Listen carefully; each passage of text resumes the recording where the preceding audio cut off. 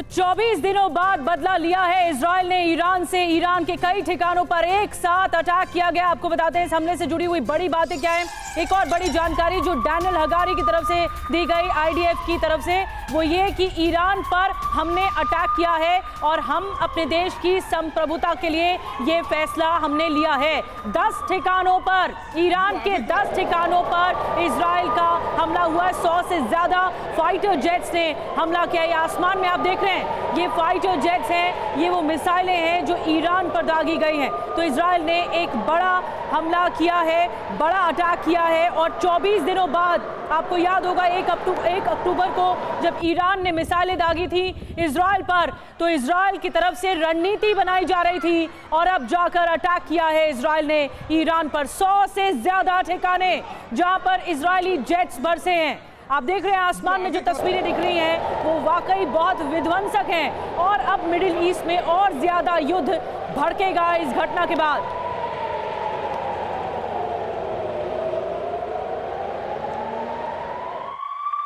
और देखिए इजराइल के हमले पर एक और बड़ी खबर है। इजराइल ने ईरान के दावों को खारिज किया।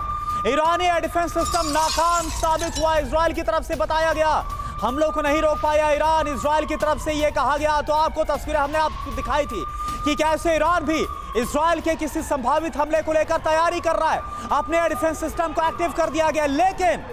लेकिन हुआ क्या? वो इजराइल की तरफ से दावा कि जो ईरानी एयर डिफेंस सिस्टम में नाकाम साबित हुआ। और ये तस्वीरें बेहद खास जो आपको हम दिखा रहे हैं, जो रॉकेट और मिसाइल की बरसात हुई है, ये आप देख पा रहे हैं।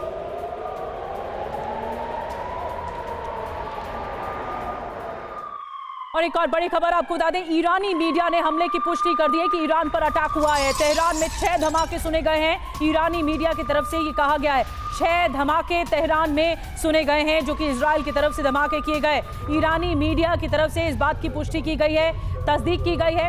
एक के बाद एक कई अटैक हुए हैं। 10 ठिकानों पर, 10 अलग अलग ठिकानों पर हमला किया है इजराइल ने। ईरान की मीडिया की तरफ से एक बड़ा दावा है कि पुष्टि इस बात की गई है कि तेहरान में ही 6 धमाके सुनाई दिए गए हैं। एक्सक्लूसिव तस्वीरें TV9 भारतवर्ष आप तक पहुंचा रहा है।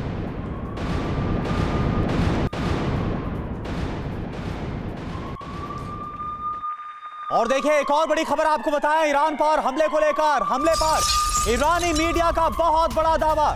IRGC यानी ईरानी रेवोल्यूशनरी गार्ड्स कॉर्प्स के मिलिट्री सेंटर पर हमला नहीं किया गया है।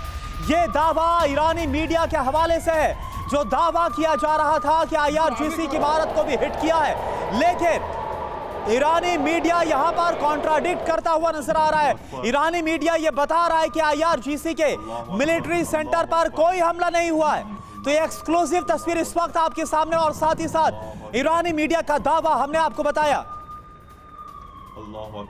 तो देखिए ये ताजा तस्वीर, क्योंकि जैसे जैसे तस्वीरें हमारे पास आ रही है वो आपको हम सबसे पहले फटाफट दिखा रहे हैं। और एक और तस्वीर जो ईरान पर हमले को लेकर आई है वो आप देखिए, आवाज आप सुन पा रहे हैं और यहाँ पर कुछ धमाके की आवाज है। ऐसा लग रहा है कि एयर डिफेंस भी यहाँ पर एक्टिव हुआ है जिस वक्त इस हमले को अंजाम दिया गया।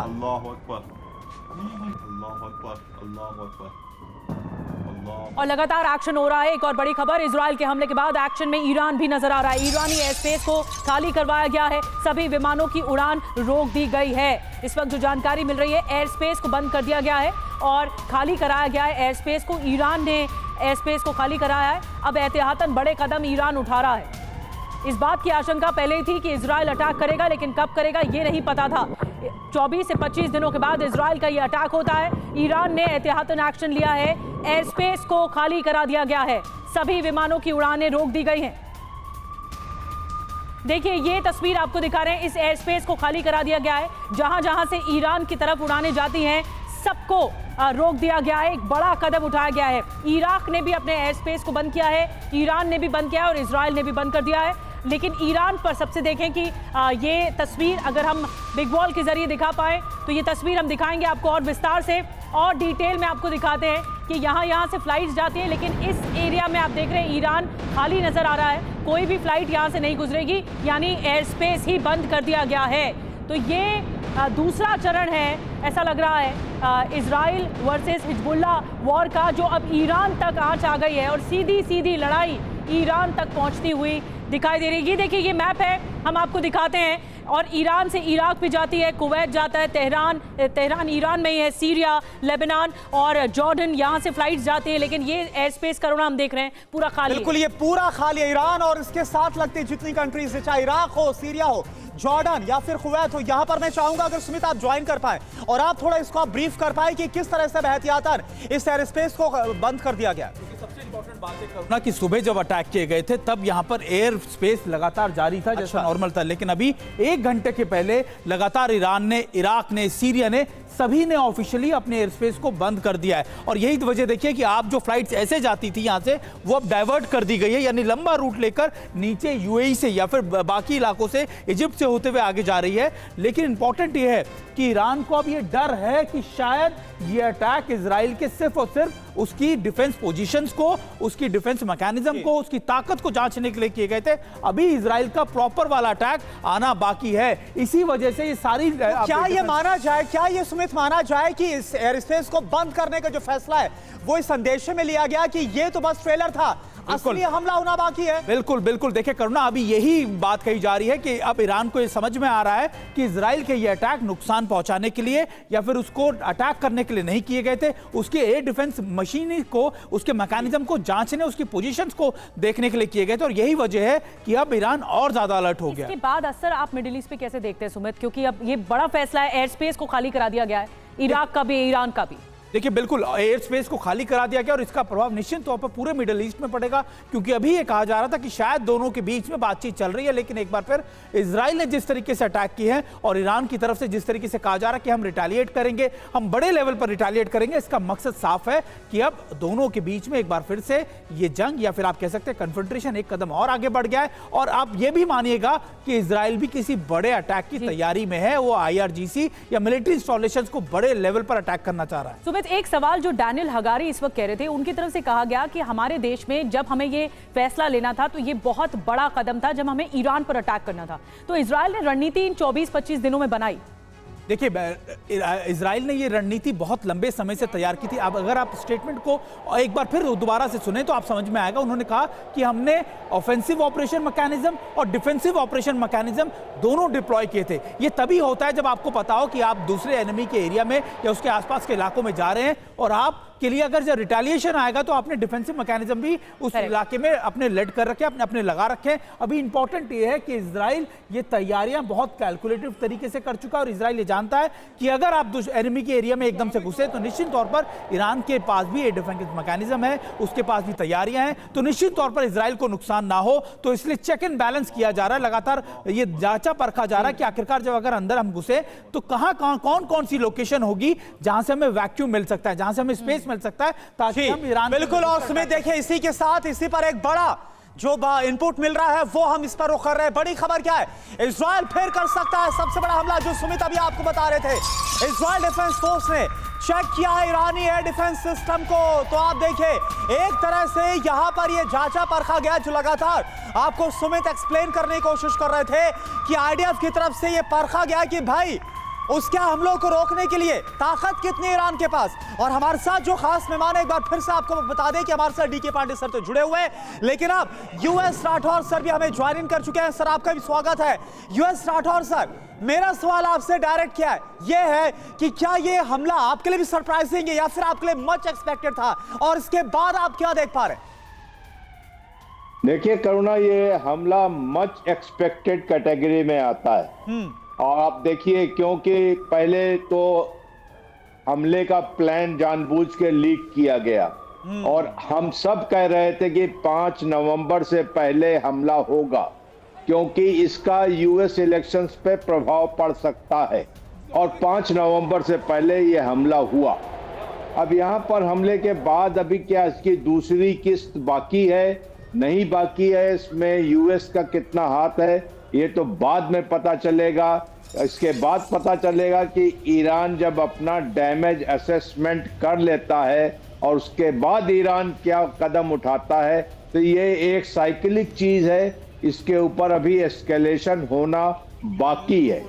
जी, राठौर साहब, बहुत बड़ी बात आप कह रहे हैं और ये एस्केलेशन अब और होगा मिडिल ईस्ट में वॉर की, और ज़्यादा ये वॉर भड़केगा, धधकेगा, ये बहुत बड़ी आशंका है। एक और बड़ी खबर आ रही है पांडे सर, मैं आपके पास आ रही हूँ उसके बाद। ईरानी मीडिया तस्नीम ने एक वीडियो जारी किया है इस हमले के बाद। तेहरान के आज़ादी टावर का ये वीडियो है। तेहरान में स्थिति सामान्य होने का दावा है, लेकिन तेहरान के 6 जगहों पर धमाके की आवाज़ सुनी गई और ये ईरानी मीडिया ने ही बताया। लेकिन ये देखिए, ये तेहरान टावर है, तेहरान का आज़ादी टावर है, जहां पर बताया जा रहा है कि स्थिति सामान्य है। ये देखिए बिल्कुल सामान्य है, गाड़ियां गुजर रही हैं, रोड्स बिल्कुल खाली हैं, ऐसा कुछ नहीं है, कोई अफरा तफरी नहीं है। ये ईरानी मीडिया दावा कर रही है। ये आज़ादी टावर आप देख रहे हैं, जो वाइट बिल्डिंग आप देख रहे हैं, वाइट मॉन्यूमेंट आप देख रहे हैं, ये आज़ादी टावर कहलाता है। और यहाँ पर जो गाड़ियां गुजर रही हैं, लाइट्स ऑन है, कोई ऐसी दिक्कत नहीं है। ये ईरानी मीडिया तस्नीम के जरिए वीडियो जारी करके दावा किया जा रहा है।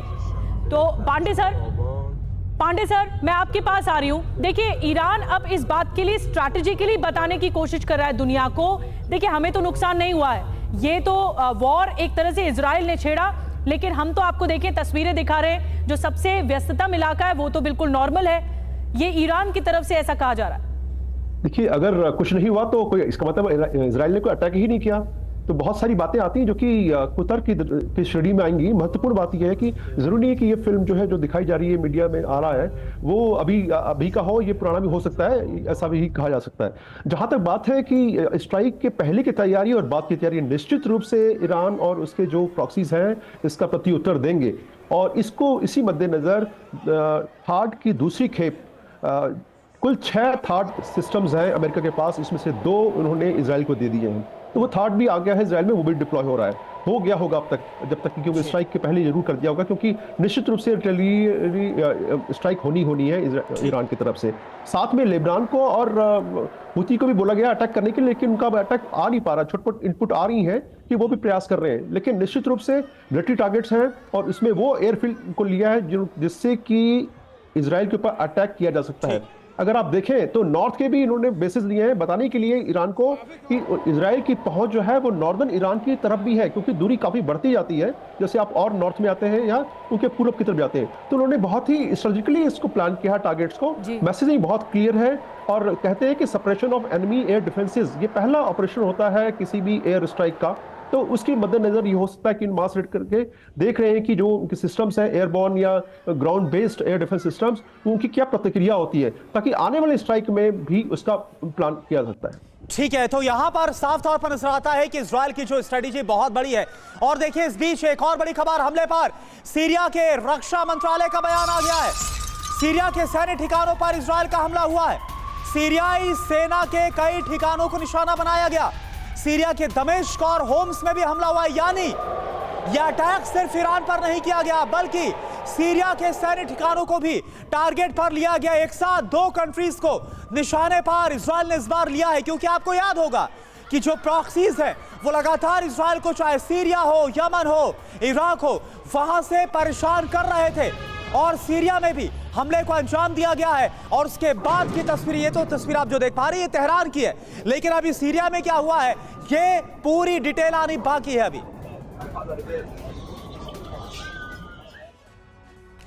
यानी धमाके सिर्फ ईरान तक सीमित नहीं। सीरियाई न्यूज एजेंसी सना का क्या दावा है आपको बताते हैं। इस वक्त की एक और बड़ी खबर, सीरियाई एयर डिफेंस ने मिसाइल को मार गिराया है। दक्षिण इलाके में इजरायली मिसाइल को मार गिराया, यानी जो सीरिया का दक्षिण इलाका है वहां पर इजराइल की मिसाइल गिरी और यहां पर मार गिराया गया। तो ये एक तरह से दावा सीरियाई मीडिया की तरफ से कहा जा रहा है, सीरियाई की जो न्यूज एजेंसी है उसकी तरफ से कहा जा रहा है कि दक्षिण में इजराइल की मिसाइल को मार गिराया है। तो ये जो हमले थे इजराइल के, वो कैलकुलेटेड अटैक्स थे। ईरान पर तो अटैक किया गया, लेकिन सीरिया पर भी अटैक किया गया। सीरिया क्योंकि इस तरह की बातें कह रहा है। और एक और बड़ी खबर, इजराइल की सिक्योरिटी कैबिनेट ने मंजूरी दी। ईरान पर हमले के लिए सर्वसम्मति से मंजूरी दी गई। फोन कॉल पर हमले की मंजूरी ली गई है। तो इजराइल की जो सिक्योरिटी कैबिनेट है उसकी तरफ से ईरान पर जो हमला किया गया उसके एन वक्त पहले उसको मंजूर किया गया। फोन कॉल पर इसकी इजाजत दी गई और उसके बाद आप देखिए, इसके बाद ताबड़तोड़ हमले और स्ट्राइक जो कि ईरान पर किए गए हैं वो तस्वीरें निकलकर सामने आई है। और सुमित इस वक्त हमारे साथ जुड़े। सुमित, क्या समझ में आ रहा है? एक साथ ईरान और सीरिया दोनों को टारगेट करना।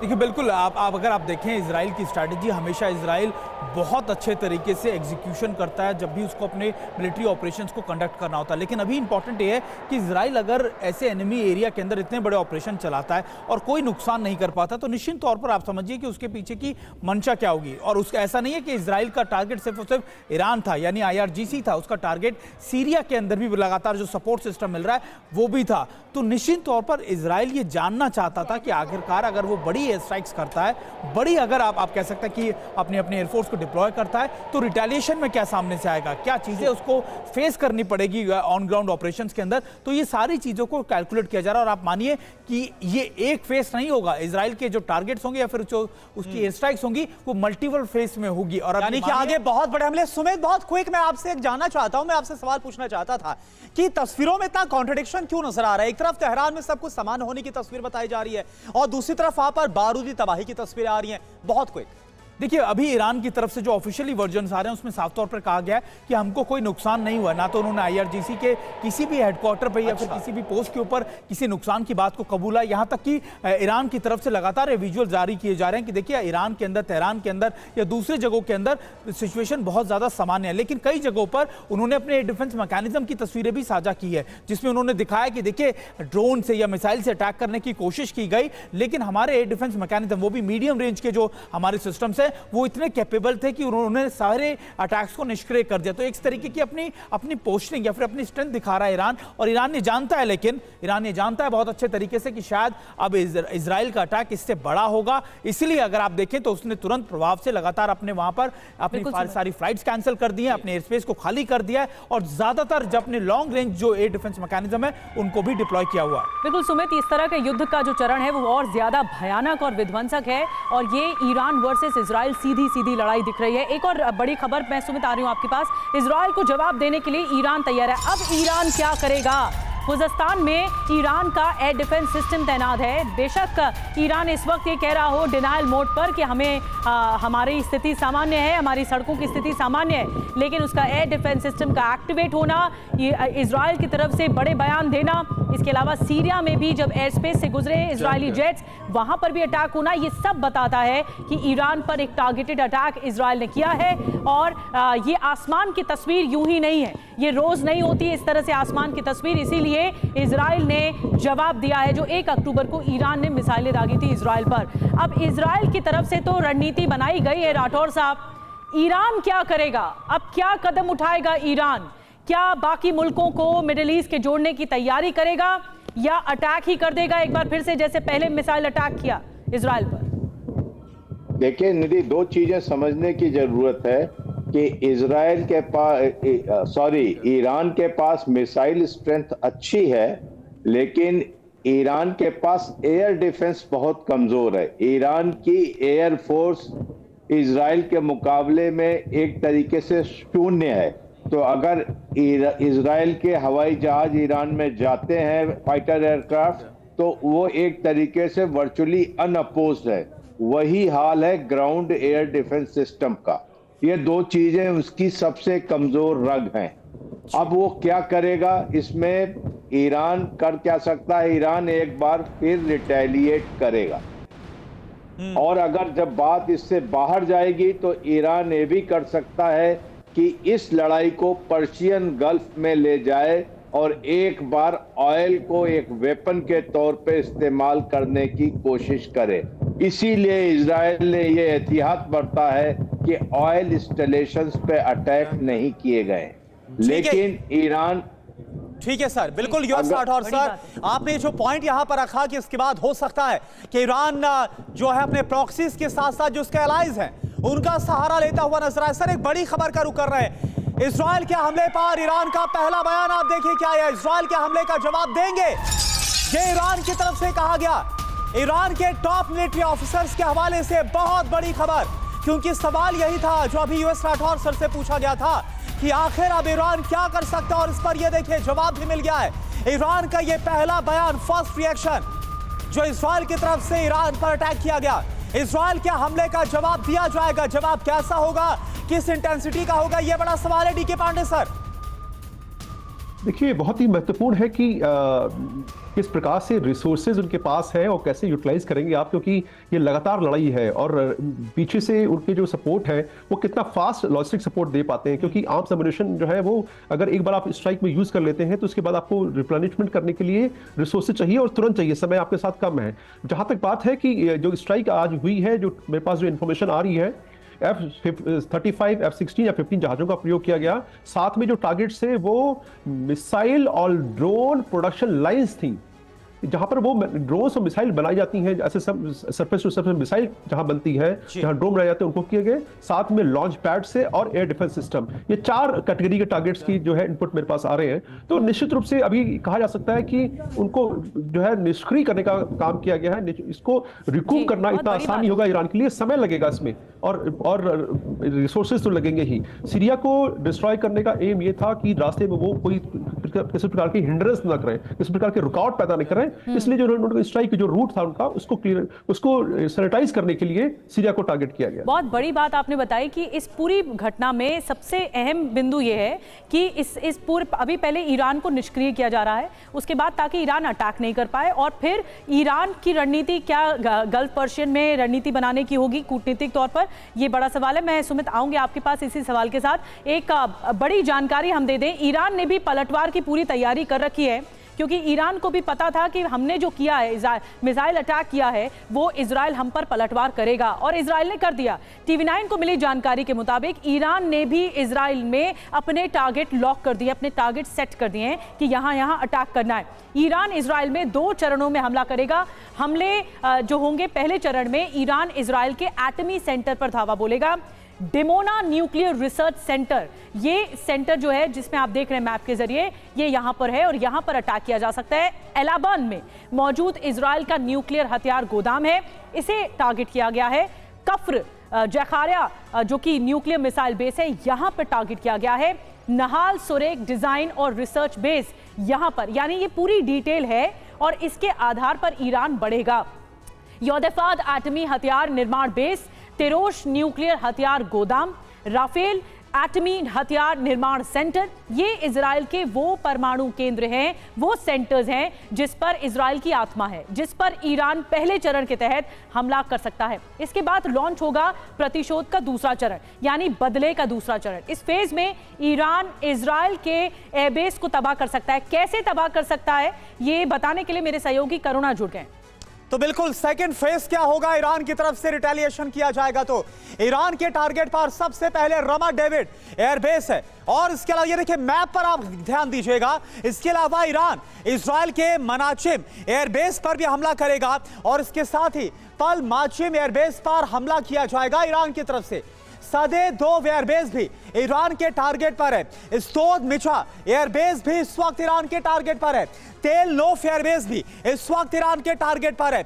हज्जर airbase, Lod airbase, Hatzerim airbase, Nevatim airbase और रमोन एयरबेस को भी दहलाया जा सकता है। ईरान की तरफ से वो बात अलग है कि ये जो हमला होगा क्या वाकई में उतना कारगर या कामयाब हो पाएगा, जिससे पहले हमने देखा था कि 1 अक्टूबर को भी हमला किया गया था और इजराइल ने दावा किया था कि हमने उस हमले को नाकाम किया था। तो ये देखिए फर्स्ट फेज हमने आपको समझाया, जहां पर परमाणु ठिकानों पर हमला किया जाएगा। सेकंड फेज हमने आपको बताया, यानी जो सैन्य ठिकाने उनको टारगेट पर लिया जाएगा। ये ईरान की जो स्ट्रेटेजी है वो इजराइल के खिलाफ नजर आ रही है। एक और बड़ी खबर, ईरान पर हमले के बाद इजराइल का बयान, ईरान पर 3 चरण में हमला किया जाएगा। देखिए 2 फेजेस हमने आपको बताए। ईरान में हमारा ऑपरेशन पूरा, ये इजराइल की तरफ से कहा गया।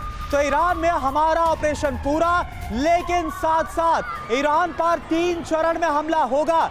यानी जो इससे पहले मेरे सहयोगी सुमित भी बता रहे थे कि अलग अलग फेजेस में इस स्ट्राइक को अंजाम दिया जाएगा। सुमित, वही बात तो अब इजराइल बोल रहा है कि ये तो बस शुरुआत है, आगे और भी कई फेजेस हैं ईरान को दहलाने के लिए। देखिए इजराइल की तरफ से ये कहा जा रहा है कि उसने 3 चरणों में लगातार 3 वेव्स में अटैक किया ईरान के ऊपर, और खास बात ये भी कि 5 बजे तक सारे ऑपरेशंस को पूरा कर लिया गया। अभी निश्चित तौर पर यह भी कहा गया कि हमारे ऑपरेशन पूरे हुए, लेकिन करुणा अगर आप स्ट्रैटेजीज को देखें तो आपको ऐसा लगता नहीं कि शायद इजराइल यहीं तक लिमिटेड होगा, और इजराइल का मंशा थी कि सिर्फ और सिर्फ ऐसे आप कहते हैं पोस्चरिंग अटैक्स कर पीछे हट जाए।